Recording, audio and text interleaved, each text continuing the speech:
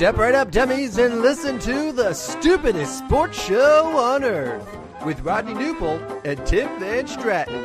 Yeah. Well, hello, dummies, and welcome to episode number 53 of the stupidest sports show on earth. My name, as you all know, is Tim the Incredible Bulk Van Stratton.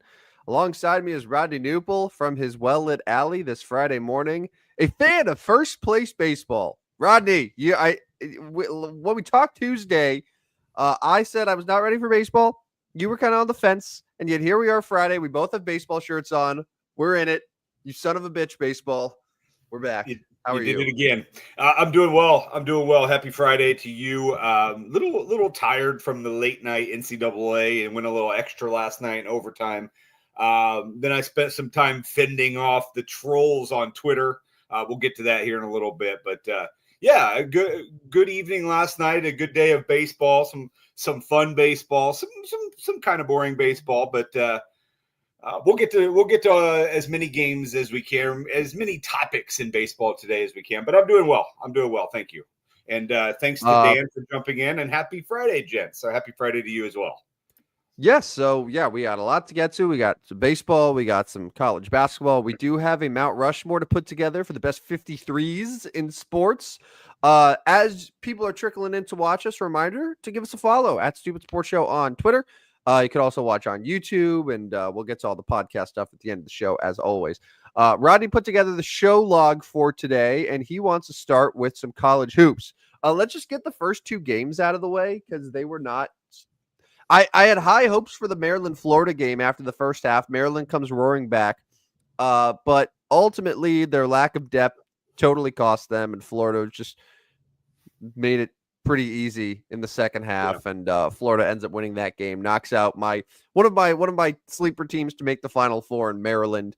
And then the Alabama BYU game. How many points did BYU end up scoring and still would have lost comfortably? Yeah, they scored 85 points last night. It was defense optional. Defense was optional in two of those games last night, because then one of the third games, the Duke game, ended up scoring a ton of points too. But Alabama with 113 points, and BYU scored 88. So 88 points and lost by 25 points for the Cougars. I like that BYU Cougars team. I had high hopes for them. But anytime you run up against 25 three-pointers made, you're probably in trouble. So rip to BYU. I think we're seeing in this tournament, we're seeing like the tiers. We're seeing like, obviously the teams that just made it, they've been eliminated. And then we're seeing like the pretty good teams, but then we're seeing like the elite teams. Like there's three tiers right now. The teams that made it, pretty good teams, and the elite teams. And, this is, I can't really pat myself on the back too much here, because like a lot of people were like, yeah, some of these teams are really good and a lot better than others. But like, yeah, this is probably why ones and twos are going to be in the Elite Eight and ones are going to be in the Final Four, because that's our tier. Our tier of very, very good is the Duke. Because I mean, like Duke, so good. We'll find out if Houston's in that tonight. Alabama, Florida. I mean, even Texas Tech's a 3 seed, so they're not that big of an underdog. Anyways, I think that's what we're seeing.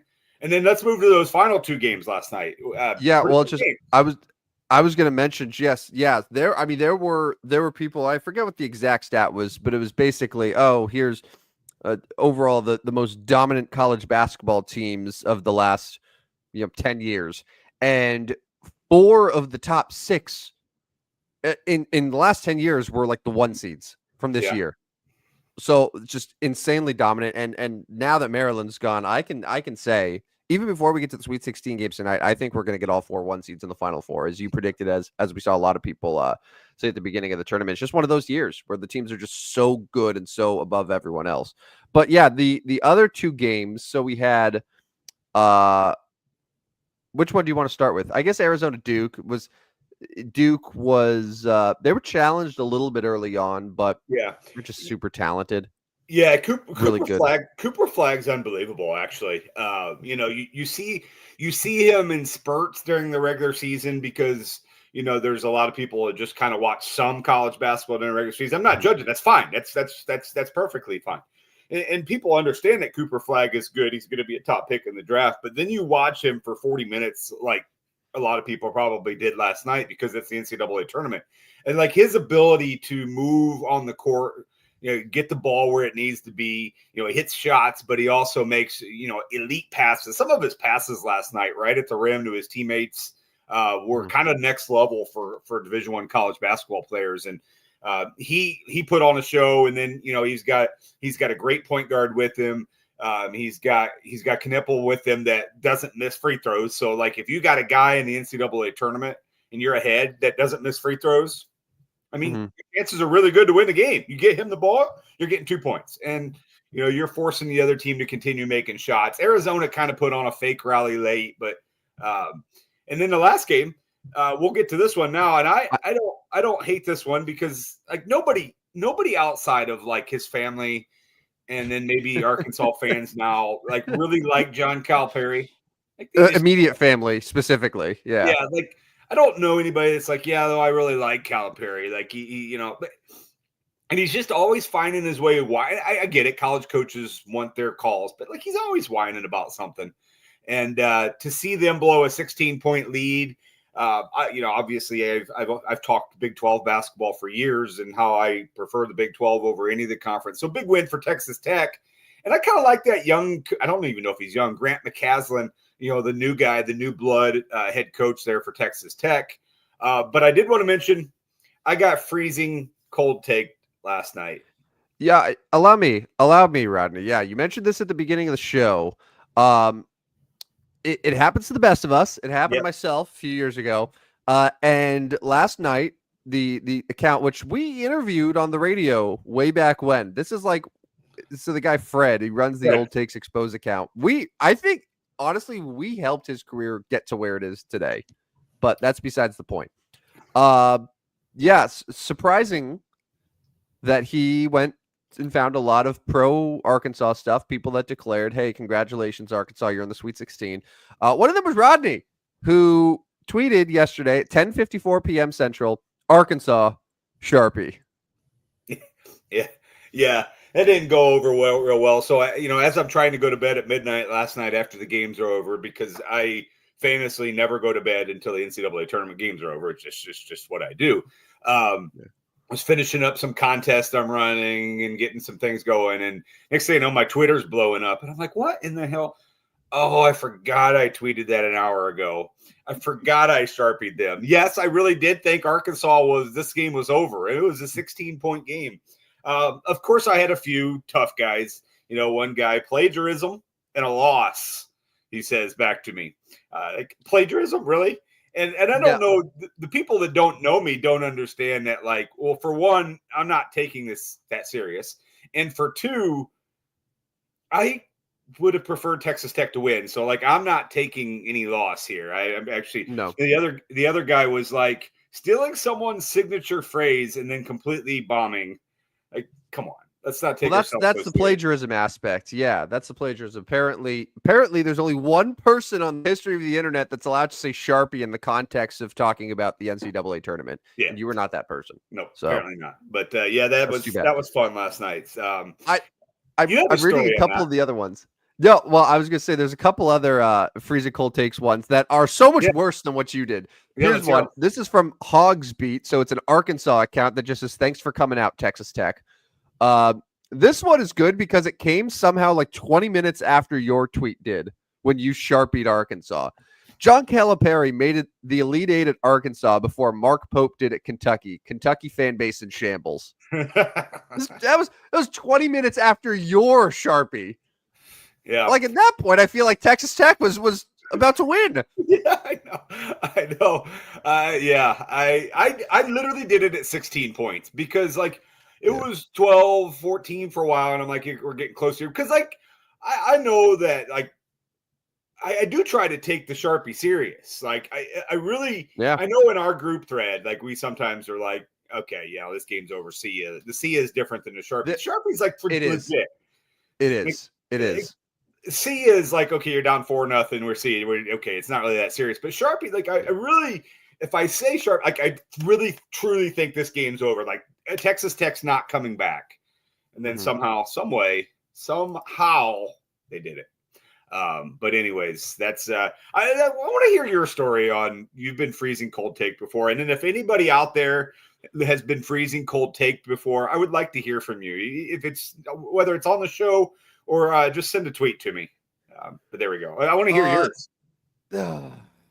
So those who know me, they know what happened. So it was 2022 opening night of the NFL season. It was Rams Bills in LA because the Rams had just won the Super Bowl. The Bills were coming to town.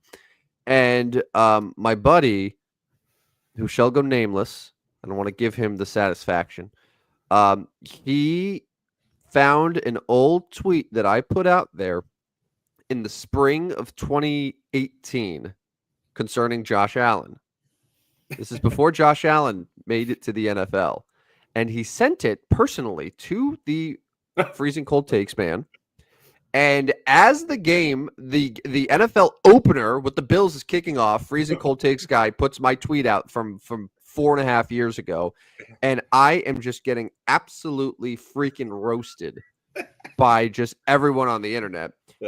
Now, granted, it is possibly my worst sports take in the history of takes. I believe that. I believe it is the worst thing that I've ever put out there on the internet. It was when the Giants had the second overall pick, and I was giving my personal rankings for how the Giants should approach the second overall pick. My option one was Josh Rosen, just to give you some context.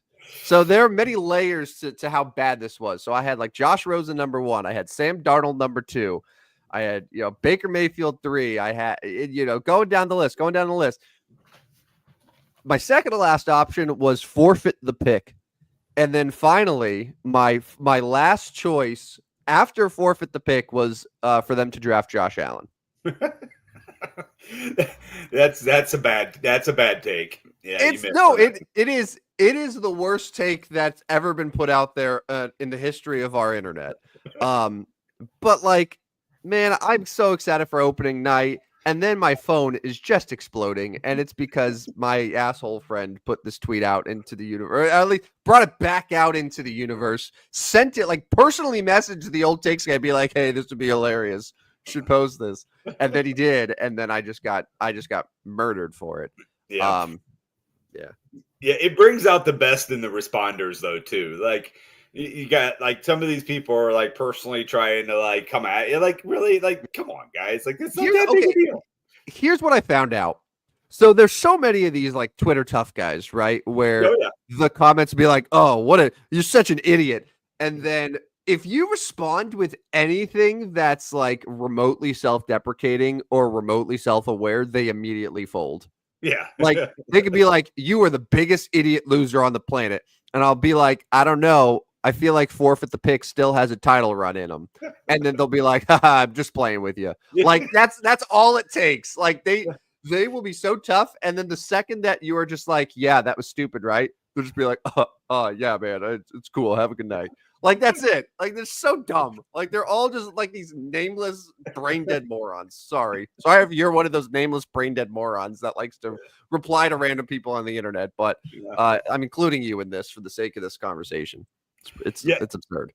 I try not to respond to the freezing. I mean, I'm responding to people. You respond to all of them, dude. You respond to all of them, but you're just like, yeah, that was an L, right? Like you're like, yeah, that was an L. And then like, what are they gonna say?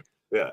Well, I mean, it was, but no, I respond to it, but I don't like to go on and find somebody else's hot take and mess with it, unless it's you. Oh, yeah. I would do yours because, and I think what I should do is every time Josh Allen has a big game, we should bring that one back out. I'm good, man. No, I'm good. And I don't have it on my desk. Otherwise I would show you, but my buddy, as a gift, he got the tweet framed, and it's an actual like wood plank with the tweet on it that's framed, and it shows like retweeted by Freezing Cold Takes or whatever it is. Nice. So I just had to stare at that and just live with it. He did end up sending me the book, and it was autographed by Fred, and he like put something in there being like something about Josh Allen that he wrote in his signature. But oh boy, Fred. Fred was a good listen. I'll see if we can go back and find that. I want to hear Fred again, but we get Fred on this show. But no, we could, and then I can confront him because I bet if I showed him the tweet, I know he does this shit like all the time. Yeah. Like he goes through these tweets every single day, but maybe he would remember that one. Yeah, maybe he would. So, anyways, yeah, freezing cold takes at Twitter, but yes, John Calipari's eliminated, and so now we move to today's games, and it's Auburn, Michigan. Go ahead. No, I was gonna say before we totally move on from Thursday games. I know we're trying to like get through the show here, but I just had a question. It's been bothering me here. So, how is it that your name is Rodney Newpol and the other guy's name is Con Knipple? How did you get Newpol and he get Knipple when the spelling is almost identical? Yeah, there's and the way he spells it should not end up being Knipple. I'm starting to feel like your name should be Knipple, but you decided not to go that route and to go. Yeah, he's got an instead. extra G or an extra E in there. It's an E, yeah. Yeah, he's got an extra E in there. He's from Wisconsin. I mean, obviously not originally. His heritage is probably German like mine, but yeah, I when he was coming out in high school and going to be going to Duke, I kept saying I really ought to claim this kid. I really ought to claim him as a stepbrother or heck, at this point it could be a son. Right, I'm 42 freaking years old. He's probably 18. He could be my freaking son. Like I'm at that point. I'm at that point now. Like this college basketball player could legitimately be my son. If I had him at 24, which is very possible these days. Yeah. So, anyways, good player, and it goes overlooked because Cooper Flagg is there, Jeremy Roaches, and let's talk about that real quick. Like, did Cooper Flagg actually hurt his ankle? Yes, but if it was like if Duke had any sort of worry, like if they were facing an elimination game in the tournament, like he wouldn't have missed time. He would have played. No. And they still went on and won the ACC tournament. That's how the ACC was pretty poor. Is Duke was like, yeah, well, we're just going to get rid of the number one pick from this team, and we're still going to go win the ACC tournament.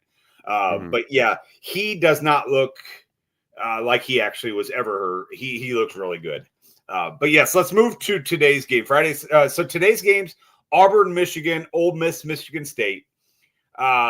First game, I'm going to take Auburn to beat Michigan just because I am truly investing and believing in we've got tiers and Auburn's in that tier.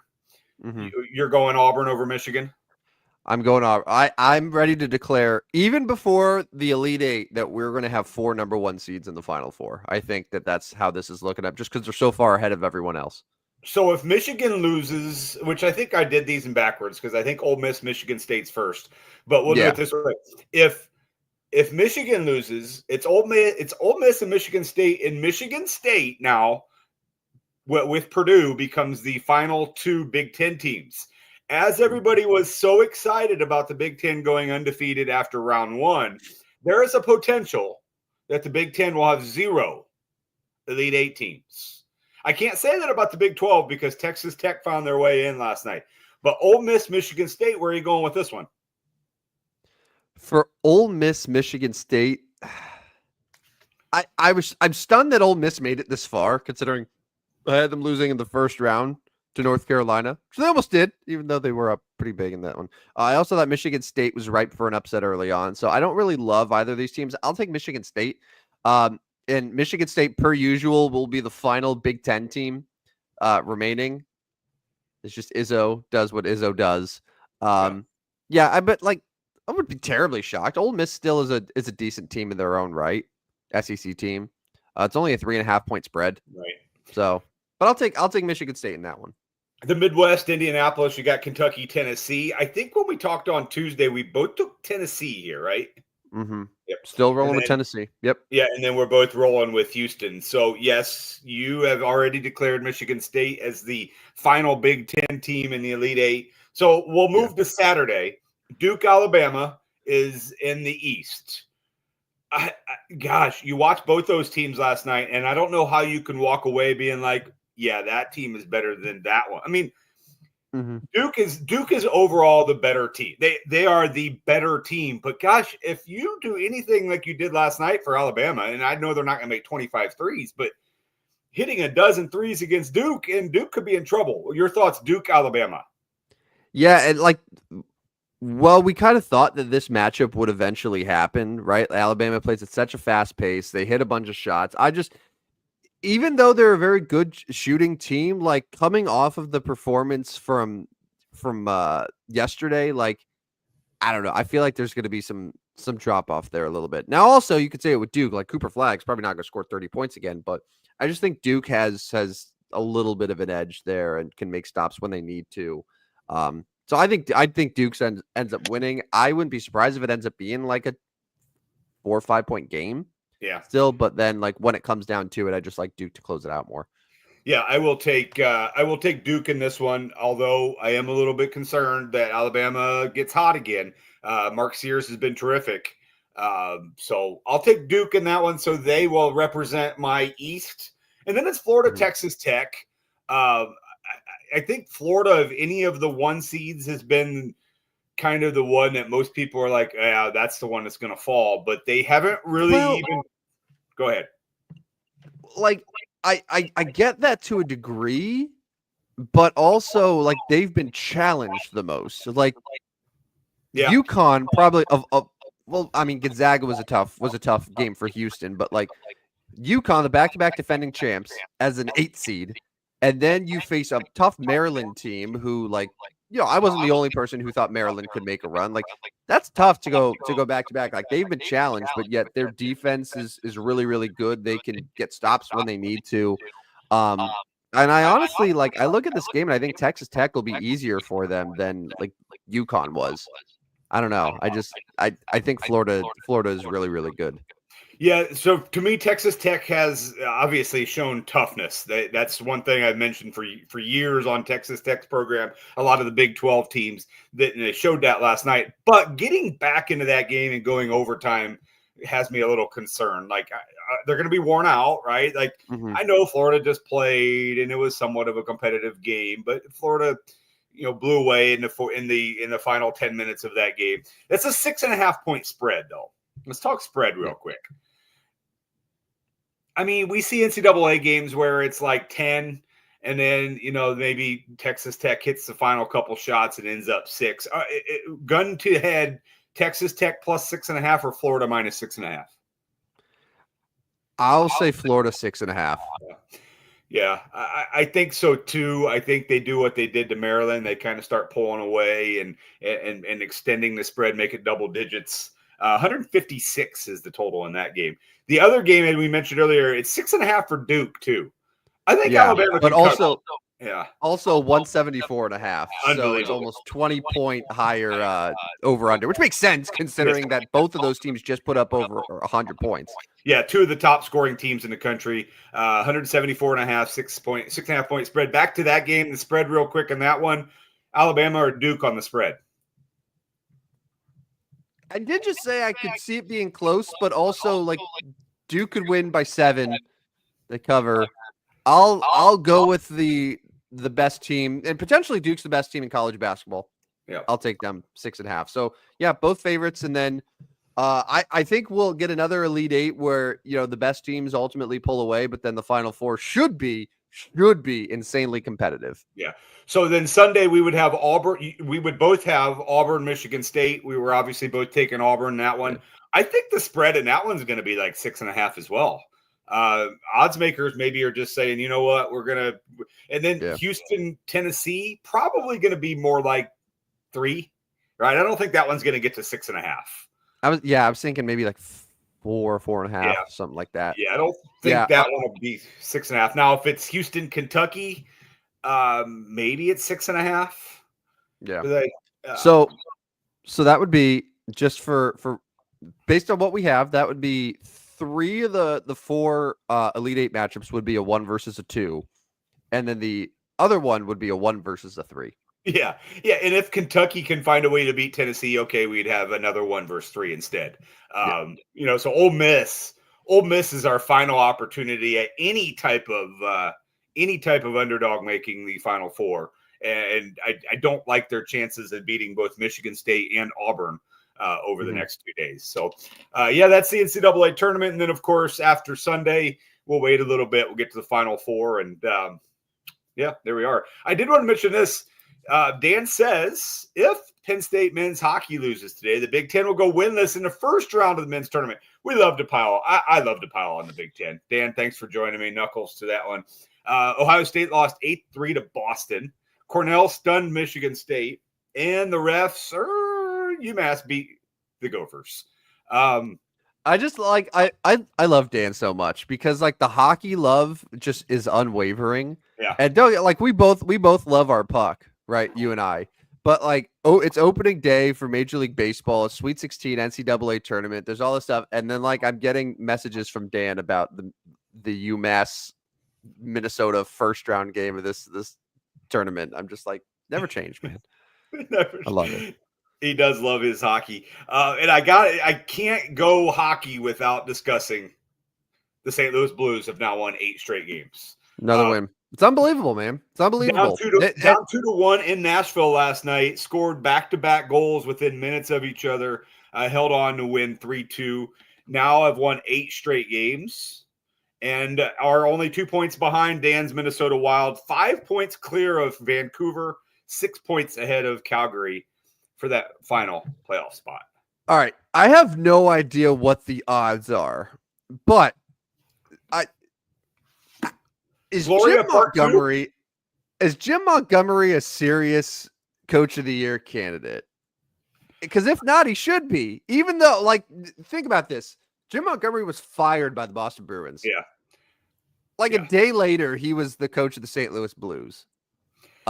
He comes to the Blues, and then a team that I don't think many people expected to be a playoff team. Maybe, like, play meaningful games, maybe compete, but, like, they're rolling. They look like they could be a legitimate threat. They're 2 points back of the first wild card spot. Yeah. Like a massive, massive turnaround for them. Is there any chance that a Coach of the Year can win despite getting fired the same season? I actually, I'm on FanDuel now, and I do not see any odds for it. I'll grab DraftKings real quick and see what's that one called.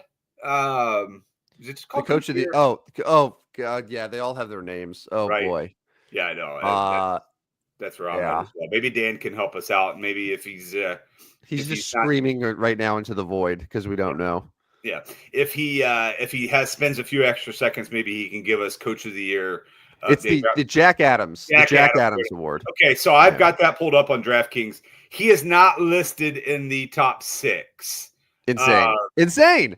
Carberry is like running away. Spencer Carberry minus 4,000. I think that's Washington. Yeah, I do too. Dean Evison is 13-1. He's second best.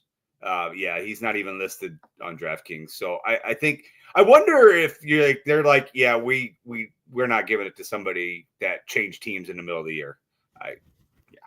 I do see it on FanDuel now, and it's the same 6. So I think they basically just narrowed it to 6. Yeah, Capitals guy is the leader. Anyways. How is Dean Evison second when Columbus isn't even a playoff team right now? I know that they've improved, but they are just collapsing.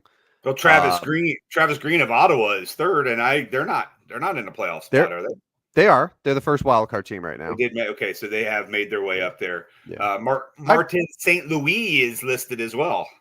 Montreal, yeah, I believe they are the other wild card team in the East. Like that makes sense to me. Jim Montgomery is getting robbed though. Robbed. Yeah.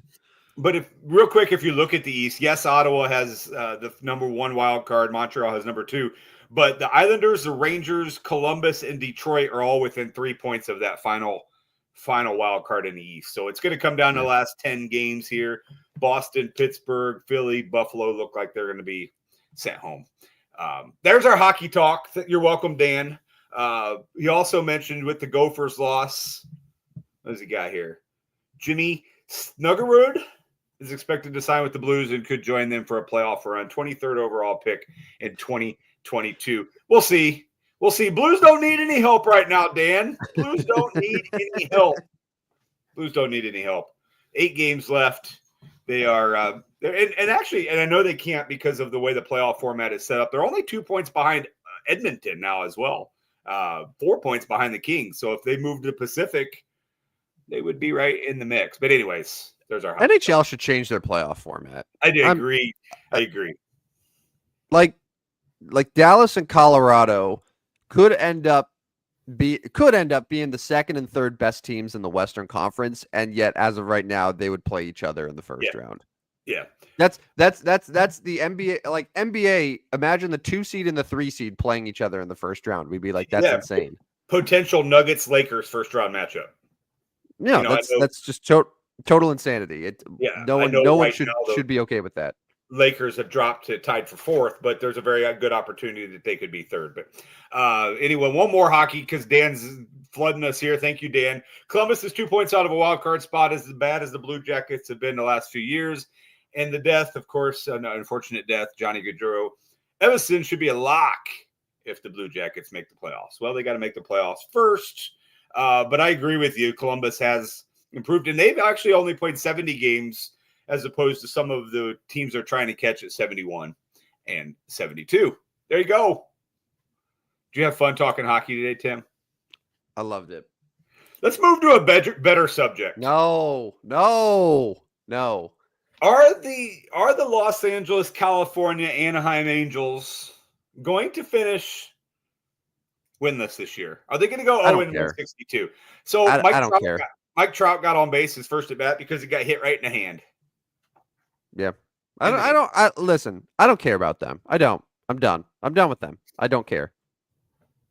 You're going to you do not care about the Angels. They don't care about me. They don't care about anyone. So what's your baseball following going to look like? Just 29 other teams? You're going to No. Okay. All right. I there's not really a delicate way to announce this. And I've kept it sort of private, and I feel like this is sort of me coming out. But so over the last few months, I've quietly my close friends have been following me on this journey, and I've started to see other teams, and there is one particular team that I'm going to go steady with. Okay. See how it goes. It's a team actually from my past. As some of you may know, I grew up back east. I have familial roots with this team. I have a history of going to their games, of rooting for them for a good portion of my life. In addition to the Angels, we sort of fell out of it. I decided to go all in with the Angels, and they've rewarded me with just nothing but heartbreak and at this point apathy. So I'm sort of going back a little bit, and I would like to say for the 2025 season, I will be supporting the New York Yankees. Okay. There we go. Okay. You're a Yankees guy now. Yes. Because is there a certain player? Is there No, listen. It's no certain player. It is a team that I did root for growing up. My dad is still a diehard fan who watches every single game. So it is sort of in my blood still. They're coming off their own sort of heartbreak after the World Series, but I don't know. We're going to try things out. I know that the Yankees aren't exactly the type of lovable underdog, right? But this is my own decision, and I respect privacy on the matter. I'm more than happy to answer questions if you have them, but this is where I'm at right now, and I even have my Derek Jeter shirt here. You are so, you're all in on the New York Yankees. You're all in. I am. I've changed my notification settings on my phone to only get Yankees updates, so I no longer have I still follow Angels on social media. Obviously, I have friends that are still rooting for them as well. So I am keeping track of what they're doing to a degree, but it's a healthy separation right now. Okay. It's a healthy separation. So, right. We're going to try this out and see what happens. So they're not very good. Angels not very good. Yankees did pick up a win yesterday. That short porch in right field helped out a few guys. Austin Wells hits the first home run in the Major League Baseball. Okay. It's not technically the first real home run. We're not counting the Tokyo series, right? But naturally, the first home run that he hits to lead off the game would only be a home run at Yankee Stadium. Yeah. I honestly thought that was going to be a high scoring game after those first couple innings with a couple home Yeah. runs. End up being 4-2 Yankees in that one. Moving to, are my St. Louis Cardinals going to go 162-0? I think it's very possible. They scored 5 runs yesterday. If they score 5 runs, they're going to win a lot of games. Nolan Arenado, home run. I called it. Thank you. Rodney did say before the game, doesn't know why, and this is perfect. This is the perfect reason why he's the host of a show called the Stupidest Sports Show on Earth. Yeah. He gave no reasoning. It wasn't like, oh, well, if you look at his expected batting average of this barrel rate, you would think. No, he's just like, don't know why, but Nolan Arenado plus 900 homer. And I was like, all right, screw it, man. I'm in. Let's do it. And it took a few ABs, but Arenado puts an insurance bomb into the stands at Busch.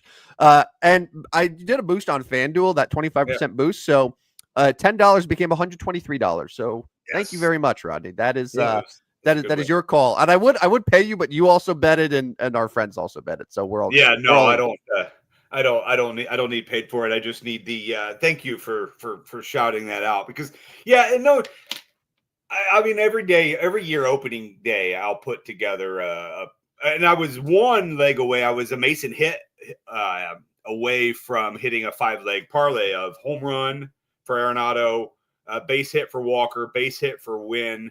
I think Sonny Gray strikeouts, and then the Cardinals win. It would have paid like 200 something. But Mason Wynn did not get his base hit. But every year I try to put together, especially opening day. I can't bet every day of Major League Baseball, or I wouldn't have any money, because I can't put a home run bet on Nolan Arenado every day. That's $10 every day that I'm not going to get back. Probably 120, 140 times during the season. But anyways, yes, that was a great one. And the Cardinals looked pretty good. They had pretty good starting pitching. Sonny Gray went 5 innings. That's kind of what I expected out of Sonny Gray. 5 innings to start. Hopefully he can extend himself a little bit later. But couple of Lars Nootbaar home run and 2 hits. Did I tell you what I heard about Lars Nootbaar? Or the metrics show that he's right up. His extended metrics show that he should be trajectory of Juan Soto, Aaron Judge, Mike Trout. Like, did I tell you? Have I told you this one? I don't know what any of the words you said mean. What expected metrics? What are you talking? Like, are you talking about like his advanced stats are on par with all of those guys? Yes. Yes, I need to come back to this on Tuesday, because I need to look more into it so I can present this better. Basically, there's these extended nerds that have the metrics of how you should be performing, right? Like you would know this more than I would, because you're a little bit nerdier in this than I am. Michael Waldo would really know this. But anyways, there's these numbers that show what they should be doing because of all the whatever. And his are right up there on par with guys like Ohtani and Soto and Trout. And he was asked about this. And he's like, well, obviously I'm not doing something right? Like, because this has not come out in me or been anywhere close in me. He's like, I obviously have been very injured over the last couple of years. We're hoping to take care of that. And even when I'm not injured, I haven't performed to that. So that obviously is exciting to hear that there maybe is a next level for him. But it was a good start yesterday, a home run and leadoff single to get the offense going yesterday. Listen, I am not declaring Lars Nootbaar at any level to those guys, but it was interesting to hear. Let me see if I can pull that up for Tuesday's show. Yeah. Only because I love hearing you try to talk about advanced stats like you're fluid in them. Like you don't just look like home runs. Nothing. Ribbies. Home runs, batting average, runs scored, and RBIs and wins. Yep. Wins for pitchers. Sonny Gray's 1-0. That's why I love Lance Lynn, because he just picked up wins. He had a 5.8 ERA, but he was 10-2. 10-2. I really, really miss the pitchers that would just go, that they're going at least 6 innings. Yeah. I don't care. Like, the ERA is going to be over 4, but they're going to put like 200 innings for you. Like, they're going to get their strikeouts. Yeah. Like that, that just like, all right, this is not going to be a bullpen day. Yeah. And it's just so annoying. Like, Like I'm watching the Yankee game yesterday, and like Carlos Rodon looks great. He's dealing, but like they don't even let Carlos Rodon go 6 innings in his Nope. first start. Nope. Like, and that's your opening day starter, and it's not just them. It's like it's everyone now that just does that. It's absurd. And Sonny Gray's a vet, dude. Like Sonny Gray can go into the 7th inning on opening day for his first start of the season. Yeah, Cardinals used 6 pitchers yesterday, and they have today off. So, like, okay, they're going to be ready for the bullpen on Saturday. But I'm just thinking along the lines of when you play 21 days in a row or even 15 days in a row, and you're using Kyle Leahy for 2/3, you're using John King to get one guy out, and then these guys are like, well, they can't pitch tomorrow because they need their day off. And yeah, it's a different era, but yes, that's why I love Lance Lynn so much, because he would give you six innings. Yes, he may have given up 8 hits and 4 runs, but he's giving you 6-7 innings every dang time out, 200 innings at the end of the year, and somehow it's 15-10 at the end of the year. So shout out Lance Lynn, who is no longer on a team right now. We'll see if he can get picked up as the year goes on. I thought that the Cubs and him were talking about a contract. That was the last I heard, and I guess that Lance is like, nope, fully guaranteed, major league deal. The Cubs are like, have you seen yourself the last couple of years, buddy? So that Cubs won last admit, night. You didn't mention that. You didn't mention your hated rival Chicago Cubs put up a 10-ski in Arizona. We're getting to the rest of MLB, but Lance Lynn signing with the Cubs could break my heart, though. Yeah, no. Well, I don't know if you responded to this, but Yadi Molina was quoted saying he'd manage any team, even the Cubs. If Yadi Molina managed the Chicago Cubs, I think that would break you. Although I have more of an affinity for Lance Lynn than I do Yadier Molina. I'm just going to come out there and say that right now. Now, that kind of dismisses me from BFIB, Best Fans of Baseball, because like you have to love Yadier Molina. And I do love Yadier Molina, but like Lance Lynn was next level for me. I'm going to admit I'm one of probably the 2% that would much rather I prefer Lance Lynn over Yadier Molina. I'm not comparing their careers. Yadier Molina is going to be a Hall of Famer. Lance Lynn is not. But as far as I've said this for years. I was not the diehard Yadier Molina that a lot of Cardinal fans are. Now, you've been objective. You've been objective with him. Yeah. Albert Pujols is a different story. Albert Pujols was my guy, and there's a reason. I mean, he's next level for everybody. Like you look at Yadier Molina, you look at Albert Pujols, it's next level. But anyways, yeah, Yadi just wasn't my guy. I don't know. Anyways, Gateway Sports, thanks for joining us. Lynn is currently, that's probably a good one, a podcast with Jim Hayes. I need to take a look at that one because Lance Lynn's funny, and then Jim Hayes, I get annoyed a little bit by Jim Hayes. He's a little over the top sometimes, but he's ours. He's a Cardinal guy. He's ours. So I got to listen to him every day. But anyways, I thank you, Gateway Sports. I'll get on that. And thank you for your partnership. We've appreciated being with you and enjoy some of the other shows that you guys are putting out. All right, the rest of Major League Baseball, Tim, anything else that stood out to you yesterday in Major League Baseball? Well, so the good news is I had a whole afternoon and evening free. The Yankees were the first game, so after reveling in their victory. Some other thoughts that I had, the Orioles offense is really good. They had 12 runs on 14 hits. They just pounded the Blue Jays. Mullins had a couple homers. Adley Rutschman hit a home run. And your former boy, Tyler O'Neill, for the 6th straight year, homered on opening day. I was like, oh, man, what a hidden gem. I'm so glad I had him in my FanDuel lineup, but not even thinking to actually bet him. It turns out he was the most bet home run prop of the day. He was like plus 400 or plus 350. Yeah.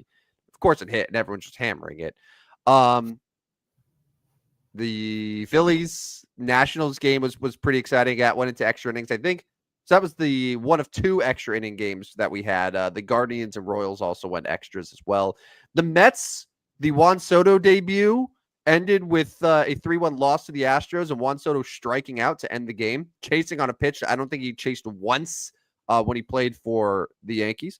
The White Sox, man, 8 runs. Amazing. Yeah. I saw this stat, by the way. So if you want to make a White Sox fan's day, you show them this. You tell them that there have been two teams this decade to win their home opener by a score of 8-1. It was the 2020 Dodgers, the 2021 Braves. Both of those teams went on to win the World Series. Lock it up. Lock it in. I'm just saying the odds right now, guys, are pretty good. Lock it in for the White Sox. Yeah, that's a good stat. Moving across town, Cubs, as you said, pounded out 12 hits, scored 10 runs on Arizona. Zach Gallen struggled a little bit. Justin Steele picked up his first win of the season. So before that win late last night, the Cardinals were the only team in the National League Central with a win, as the Pirates, the Brewers, and the Reds, your Cincinnati Reds, took a loss. But yes, and then today we've got about a handful, about a half dozen games today. Pitching matchups today. You would think being day 2, we'd still see some really good matchups. Jack Flaherty against Yamamoto tonight, probably the best pitching matchup. Jameson Taillon against Merrill Kelly, Dylan Cease, Ronaldo Lopez. So some good matchups out there. But that Braves Padres one is pretty solid. Yeah. Man, I hate that. First of all, not every team started on Thursday for some reason. Yeah. Second of all, immediately Friday you have a day off. It's like the first Friday, people are off of work. Like they can go to a Friday night baseball game, and it's like, nope, there's a bunch of teams that just don't play today.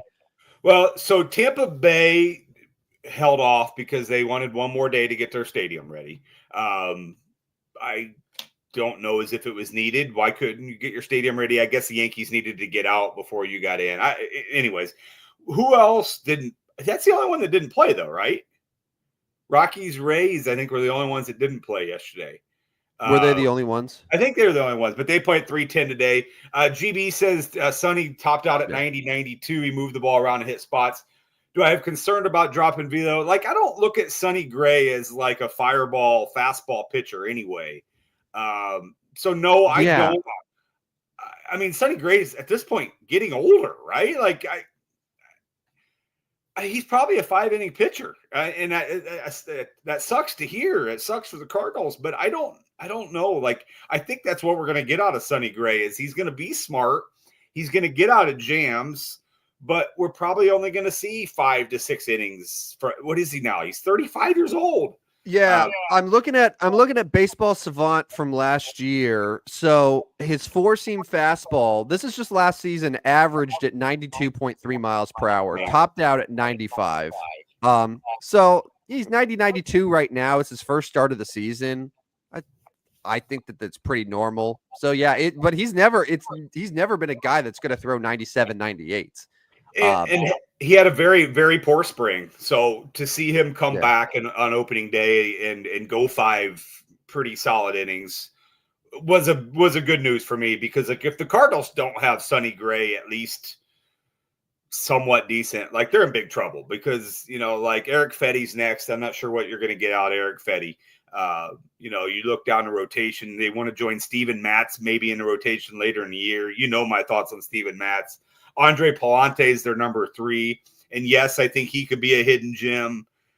We still don't really know what we're getting out of him. So anyways, I don't have a big drop, GB, but if he can stay 92, 93, as long as he's finding corners and hitting spots, I think he'll be all right. I'm not worried at all about the Sonny Gray speed of his fastballs right now. Now if it gets into like 82 and he can't go higher than that, then I think you got an issue. But. Yeah, and then we're in trouble. Last topic real quick. As a Lakers fan, I know you didn't get to see last night's game because it's impossible to see live sports anymore without 1,000 different streaming apps. The Chicago Bulls beat your Los Angeles Lakers on one of the wildest ends to a regular season game we have seen in the NBA. So okay. So I don't think LeBron James has ever had like a worse 12 seconds of his career than that he did at the end of that game. So first of all, the Lakers were up pretty good. So they were down first half, then had a huge second quarter, had a huge third quarter. They get outscored by 18 points in the fourth quarter. Late, so the Bulls are down 5, they hit a 3. It's a 2-point game. LeBron is inbounding, throws just a really bad bounce pass, just a lazy one that just gets picked off by Josh Giddey. He turns around, tosses it to Cody White, open for a 3, bam, hits it. Bulls take a 1-point lead, 6 seconds left. Lakers have a timeout. They drop a really nice inbound play. They get Austin Reeves the ball. I think everyone's sort of playing it as if it's going to be Luka, but instead Reeves gets it and just cuts right to the lane. He gets a layup. Lakers take a 1-point lead. There are 3 seconds left. Bulls don't have a timeout. They got to run it. And Josh Giddey ends up getting the ball. And this is like a true half-court shot. Yeah. A true half-court shot like you would see during a media timeout where a fan goes to try to win a car. It looked exactly like that, with LeBron coming to defend, but not really close enough to actually get a hand on it. And Giddey drills a half-court shot over LeBron to win the game. It was it was probably the highlight of Chicago Bulls basketball for the last 3 years. I don't think that's an exaggeration. I think and honestly, the arena was packed. It was packed. Like, to the Bulls' credit, like, they're still drawing, and I'm sure there's a fair amount of Laker fans there still, but like, the Bulls are still getting fans. There's still an excitement, and there's a real passion in that city for good basketball again. And even though the team's not good, yesterday should have given them a taste of like what can happen if they actually dedicate themselves to winning. But listen, it wasn't really heartbreaking for the Lakers. It was more just like, what the hell just happened? And you just gotta just move on. I mean, and also the Bulls beat them last weekend. It's put 144 points on them. That was LeBron's return after missing a couple weeks with that ankle injury. So anyway, so we'll get more NBA as April gets here with the playoffs coming up. NBA, NHL, both the playoffs coming up. But did want to drop that down on you. I'm looking at the NBA scores now because with opening day, with Sweet 16, not really following too much NBA. The Pacers beat the Wizards yesterday, 162 to 109. Yeah, 162. How do you score? First of all, how do you give up that many points? It's unbelievable. Like, did you play any defense at all? It's about as many points as BYU gave up. No, they had 5 guys off the bench that scored double figures, 9 guys total. So 9 players scored in double figures for them. That's unbelievable. Amazing. Yeah, Halliburton was 29, but then the next highest was Turner at 17. So just a bunch of dudes that were just having their way with the Wizards. Cooper Flagg's Wizards, perhaps? We'll find out soon. Yeah, find out real soon. All right, before we get to the best 53s in sports, I wanted to give you a quick update on the Stupid Show Madness second half of the third round voting. So we are just like the NCAA. We have 12 teams left in the greatest college basketball team to ever win a national championship. Yesterday's winners, the 1990 UNLV Running Rebels, have moved to the Elite Eight. They upset the 2012 Kentucky Wildcats in the voting, so they have moved to the Elite Eight. They will play in the round of 8 coming up. They will play. So the other winners are the 1972 UCLA Bruins. They're the top overall seed. They eliminated Michael Jordan's 1982 North Carolina team. No surprise there because those UCLA teams were unbelievable. They're going to play the 2008 Kansas team, who was his second seed. They eliminated Christian Laettner's 1992 Duke team. And then the other matchup will have, so 1967 UCLA eliminated 2000 Michigan State. So it is 1972 UCLA, 2008 Kansas, 1967 UCLA, and 1990 UNLV in the Elite Eight. The other half of the Sweet 16 will be posted right after the show today. There'll be 4 matchups: 1965 UCLA against 1976 Indiana, 2016 Villanova Wildcats against the 2004 UConn Huskies. The 1973, that'd be a good one. 1973 UCLA Bruins taking on the 1999 UConn Huskies. 1971 UCLA Bruins taking on the 1952 Kansas Jayhawks, 10 seed in the round of Sweet 16. So that voting will start after the show today. That'll run through tomorrow, and then we'll get to our Elite Eight games. Finally, the Final Four will coincide next week. Stupid Show Madness. Use the hashtag on Twitter. And make sure you vote at our Twitter account, which is right here. Stupid Sports Show, no W. Anyways, that is the Stupid Show Madness. That was excellent, Rodney. Well done. I'm excited to watch those unfold. Know what would be cool, man? If we still had a college basketball game that had these legendary teams and you could simulate a game. So we could like live stream that and see how it would play out. You would think that they could still do this, but money has taken over, and that is why there is no college basketball game. Anyways, best 53s in sports. Yeah, Mount Rushmore time. So I give you a rundown. This is again something that I was thinking about. I wanted to give you some names here to consider. I think we're looking at 2 baseball guys. Okay. To start.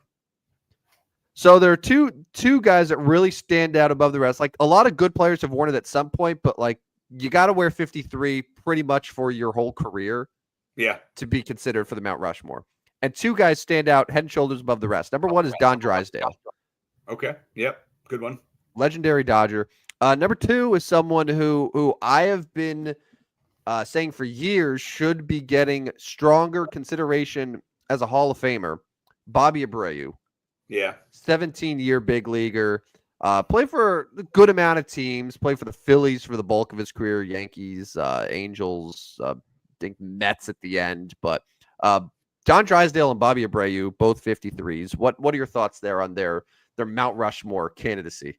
Yeah, I could see both those making it. I agree with you. Abreu seems to be a little overlooked.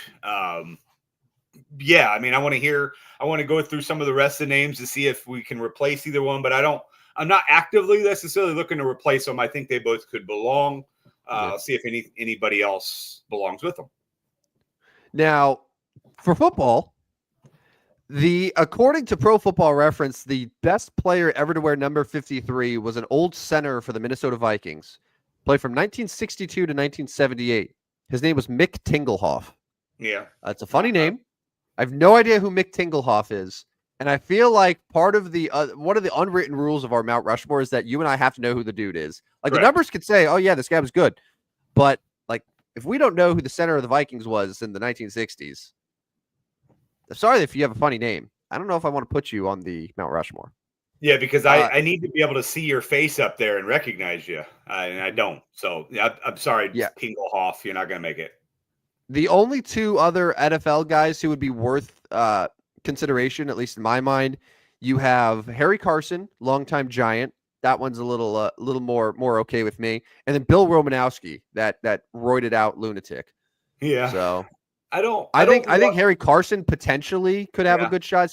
I don't know. Is Harry Carson a Hall of Famer? He is, and like 9-time Pro Bowler. So there's a case there. So Don Drysdale, Bobby Abreu, Harry Carson are our top 3 right now. Right now, yeah, that's where I would go. NBA, there's really 2 guys that stand out. Mark Eaton, Utah Jazz center, good player, and then Hall of Famer Artis Gilmore, Chicago Bull, kind of like the face of the Bulls pre-Jordan, and then was with the Spurs during the 80s. But Artis Gilmore, I think, is your top NBA option. Was Daryl maybe?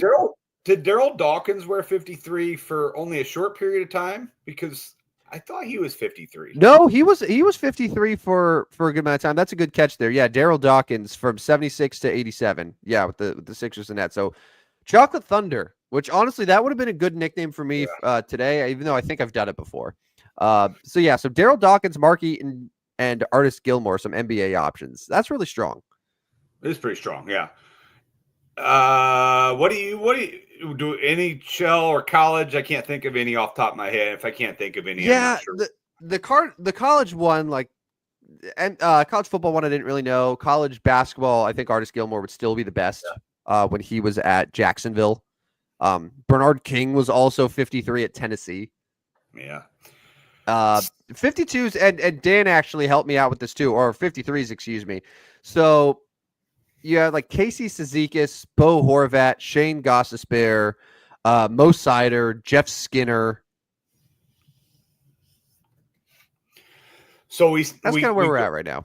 We go with our top 3 of Drysdale, Abreu, and the football guy, Harry Carson. Yeah, Harry Carson. And then we pick our NBA.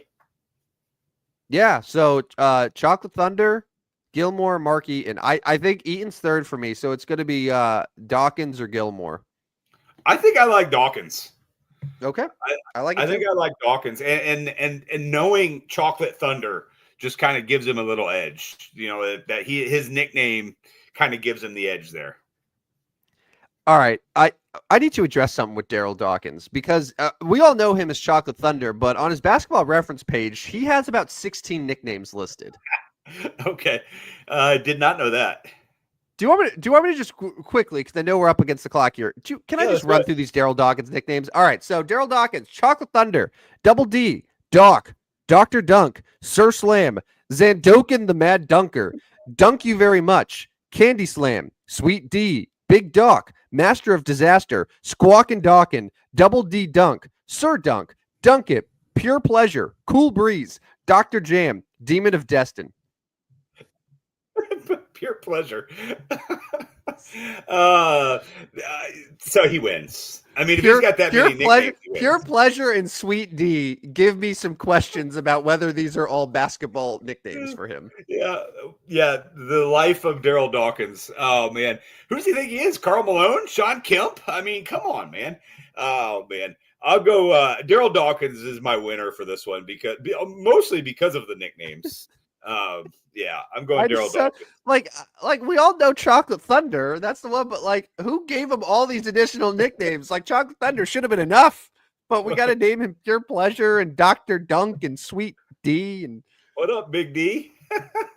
what was the one? It was Zandokin the Mad Dunker. I was like, what are we doing? Yeah, I don't know about that. Oh man, that's funny. So Daryl Dawkins, we give like 20 nicknames to, and all the NBA players today is just CP3, KD, yeah, Luka.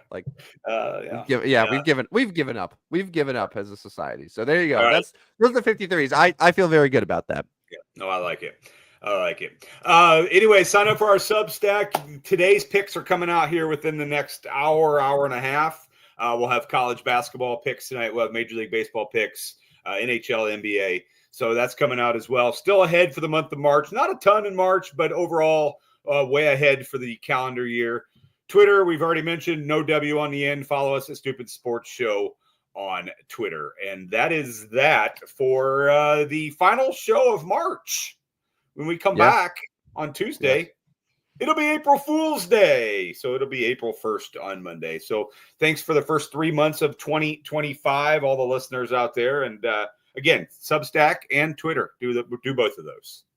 Yes, and make sure to listen to our show wherever you get your podcast, Spotify, Apple, iHeart. Make sure to give us a like, a review, a rating, subscription, then unsubscribe, and then resubscribe. But yeah, Rodney, enjoy the weekend. I am doing something for the first time in 2025 that I have not done since 2024. I'm going golfing today, this afternoon at Pine Lakes, near our home in Morton. Yep. I got a season pass this year, so my goal is just to golf an unconscious amount and make the $1,500 worth it. So it might be quite breezy. That wind is supposed to pick up pretty strong here as the day goes. If it blows out, I'm good. Blows side to side, not so much. Yeah. But yeah, I knew it was going to be windy. It doesn't look like we're going to get any rain today, which is good, which is kind of what I was hoping for, but it's going to be like 76. Yeah, it's going to be very nice. It's going to be nice. So I'm excited for my golf debut of 2025. I thought you were going to say mow the grass. Not yet. Yeah. It's not ready yet. Yeah. Same. Not quite yet, but in the next couple weeks, I think we'll be ready. But anyways, enjoy the golf, enjoy college basketball, and we'll be back Tuesday. Sounds good. Well, for Rodney Newpel, fan of First Place Baseball, this is Tim, the Incredible Bulk Fan Stratton, signing off for another episode of the Stupidest Sports Show on Earth. See you guys. Step right up, dummies, and listen to the Stupidest Sports Show on Earth with Rodney Newpel and Tim Van Stratton. Yeah.